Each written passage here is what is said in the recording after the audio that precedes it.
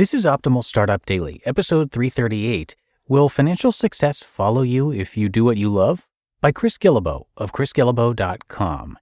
And hi again, I'm Dan, and welcome to Optimal Startup Daily, where I read to you from some of the best blogs on entrepreneurship each and every day. And we're going to get right to that post from Chris Guillebeau now as we optimize your life. Will financial success follow you if you do what you love? By Chris Guillebeau of chrisguillebeau.com. I read a lot of personal development books, probably at least 2 a month. Like most books of any kind, each one usually has some things worth learning and some things that aren't valuable to me. If there's one common theme to most of these books, it's that following your passion or doing what you love to do is the most important work that we can focus on in life. According to this thinking, work should involve a number of things you really like to do and are really good at, not simply a series of tasks you do to make a living. So far, so good, right? But sometimes the thinking goes even further. Not only will you feel better about yourself and provide more value to others, you'll also end up making more money. Follow your passion, the thinking goes, and the money will follow. The classic example of the follow your passion straight to the bank idea is Oprah Winfrey. Oprah does what she loves, and she's been enormously well rewarded for it. She was passionate about communicating with women when no one else in broadcasting really cared. Oprah's so good at it, in fact, that her salary in 2007 was estimated at $260 million by Forbes.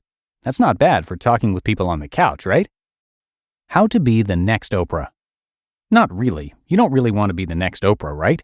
Oprah is cool because she is herself. You want to be the real you, and ideally, you'd like it to help pay some bills along the way. Here's how you become the real you and leverage what you're best at. 1. Get a unique selling proposition, or USP. This is absolutely critical. For the 4 years from 2002 to 2006, my USP was that I lived in the poorest countries in the world and ran a business on the side to support my work. That was pretty cool, and when I spent time with business people in the US or Europe, my introduction usually topped everyone else's. Now I have a new USP. I'm going to every country in the world and starting my own social movement to encourage the spread of unconventional ideas. This new USP may not be as cool as living in Sierra Leone, but it still gets people's attention. What's your USP? 2. Become an expert. The way you become an expert is mostly by saying you are one. The more specific the niche you can nail down, the better. And you can then use that status to extend your expertise to other subjects. 3. Accept that monetization does not mean selling out. Just because someone gets paid to do something doesn't mean they lack principles or integrity. It means that other people value what they do enough that they'll pay for it. This is a good thing, not something to be ashamed of. 4. Follow the path of world domination. Decide to be remarkable, create a vision to change the world, recruit a small army, start doing stuff using the ready, fire, aim method, and eventually scale up. What the critics will say. As you might expect, your critics will tell you that you can't make a living doing what you love. Artists don't make any money. Writers are supposed to be poor, and you should spend at least 40 hours a week working at a quote-unquote real job to support yourself so that you can have a little fun on the side. If you've been living an unconventional life, none of these attitudes will surprise you. When my wife Jolie was a kid, she told everyone that she wanted to be an artist when she grew up. Some people said, okay, and some people said, that's nice. But then someone close to her said that she couldn't work as an artist because she would starve. When she asked what she should do instead, she was told to go into real estate. I have a problem with the idea that artists are destined to be unsuccessful. First of all, many of them are happy with less money and they aren't starving.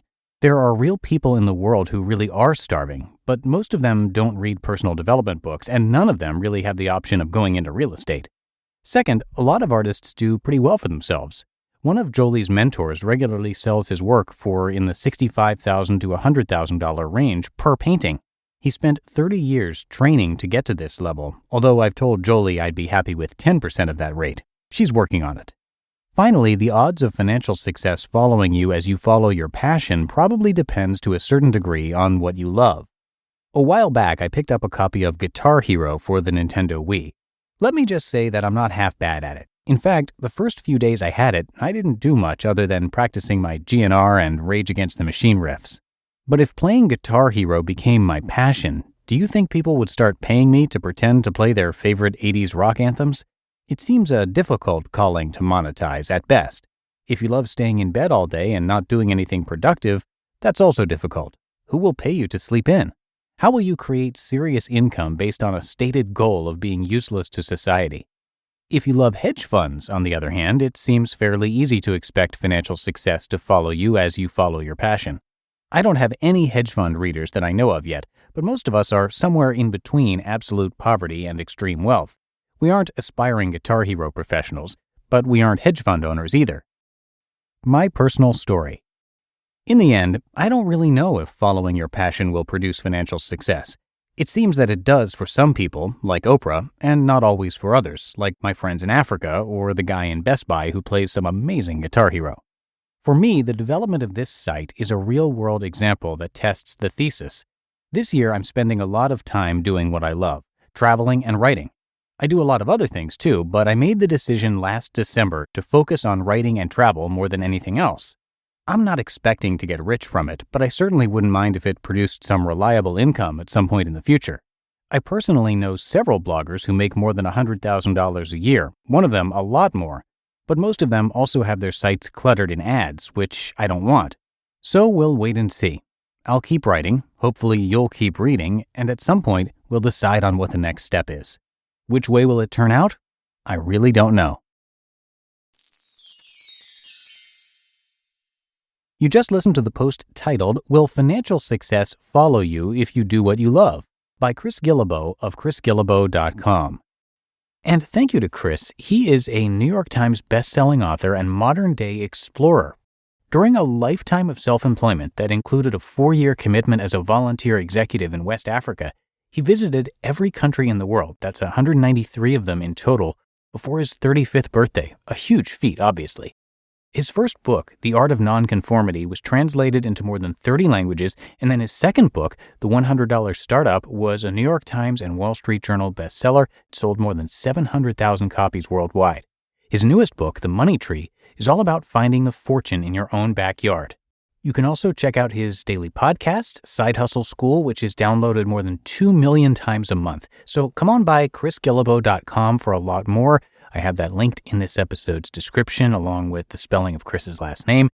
And if you like his style, he writes on a pretty wide range of topics, so you can hear more stories from him on our other podcasts. And to find them, just search for Optimal Living Daily, and then be sure to follow or subscribe depending on where you're listening. And that is going to do it for today here at Optimal Startup Daily. I thank you as always for being a subscriber and for listening all the way through. So hope you're having a great day, and I'm going to see you back here tomorrow as we get into the weekend. And that's where your optimal life awaits.